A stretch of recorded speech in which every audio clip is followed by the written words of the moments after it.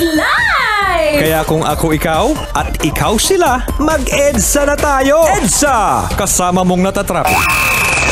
Diego Bandido! Go Diego! Go Diego!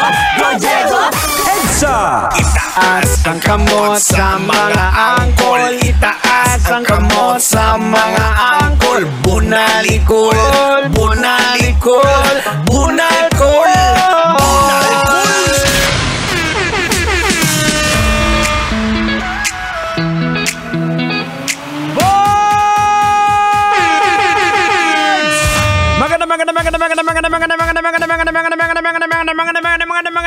Magandang gabi! Philippine Standard Time, it is now 31 minutes makalipas sa oras ng alas 8 ng gabi. Kasama pa rin po Diego Bandido on a beautiful, great evening. And thanks God, it's Monday. Thanks God na nandito po tayong lahat. Thanks God dahil may trabaho ka. Thanks God dahil buhay at humihinga ka pa. Alright mga kabisyo, mag-shoutout muna tayo sa ilan sa mga kabisyo na nakatutok sa atin. Siyempre, unang-una sa lahat, big shoutout of course kay Archie Calixto ng Giginto, Bulacan! Salamat sa pakikinig at saka siyempre, binabati rin natin maraming salamat nakatutok din sa atin. Isang napakagandang gabi kay kapatid na Kel. At syempre, shoutout din kay Zang tsaka kay Kendra sa kanilang napakagandang anak. Ayan. Magandang gabi po sa inyong lahat. Alright, eto, hindi na natin patatagalin to. Pag-usapan na natin to. Isa pong public school teacher kasama po ang kanyang lover were allegedly nahuli having sex sa loob ng classroom. Oh my gosh. Ang asawa po na at anak po ng naturang teacher umano nahuling hubot-hubad sa isang bench na kung saan pinuntahan nila sa school ang teacher ng around 9:30 ng gabi according po sa police report.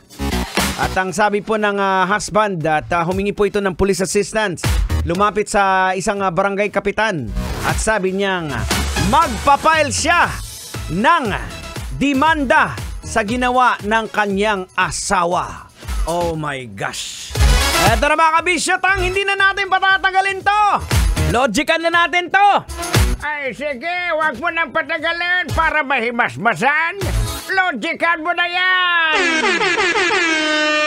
Ito yung mga kabisyo. Logican na yan. Anong leksyon ang ating mapupulot? Anong aral ang ating madudukot? Boards mga kabisyo, ito po yung basic na nangyayari ngayon sa ating mundo. Wala nang takot ang mga tao sa Diyos. Diba? Gumagawa ng kahalayan kahit saang lugar. Imagine mo, eskwelahan. Diba? Teacher ka pa naman. Tapos sa eskwelahan gagawin. Mga kabisyo, nakakalungkot po isipin na masasabi natin ganito na po kasama ang mundo natin. Ganito nakahalay ang mga tao. Ito lang sa totoo lang mga kabisyo, kakagaling lang po natin sa Quaresma na tinatawag. Kakagaling lang natin sa Holy Week na kung saan pinaalala po sa atin ang ginawa ni Jesucristo para tubusin yung mga kasalanan natin, and yet nababalitaan pa rin natin yung mga ganitong kasalanan na ginagawa ng mga tao. Na mga kabisyo, logican po natin ang pagkakaroon ng pakikipagtalik ng isang guro sa isang estudyante. Masabagay, hindi din binanggit sa balita kung estudyante yun. Malay natin, sino yun tang? Ay, yung janitor! Maluoy ka. Well, mga kabisyo ito po mga kabisyo. Ito po isang malubhang paglabag sa professionalism. At hindi lang po professionalism, ganun din sa ethics.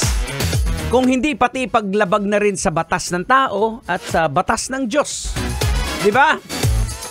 Ito po isa sa mga dahilan sa mga ginagawa. Ito po ay abuse of power ng ilang mga guro na maaaring abusuhin ang kanilang kapangyarihan. Diba? para nang sa gayon maisagawa nila ang kanilang gustong gawin. At isa pa po sa mga dahilan mga kabisyo ay personal na problema o kahinaan. May mga guro po na maaring may personal na problema o kahinaan tulad ng mga issue sa relasyon o emosyonal na suliranin na maaring magdulot sa kanila ng gumawa ng hindi karapat-dapat. Halimbawa, Col, yung marites na kilala mong malaki yung bibig. Ikinuwento sa'yo, yung kapitbahay nyo, dahil hindi daw nabigyan ng panahon ng asawang misis, kaya nahulog ang loob doon sa security guard ng subdivision ninyo. Ang bihira naman, oh. Ay, nako, maluoy ka! Kailangan pa bang i-memorize yan? Love Radio Basic!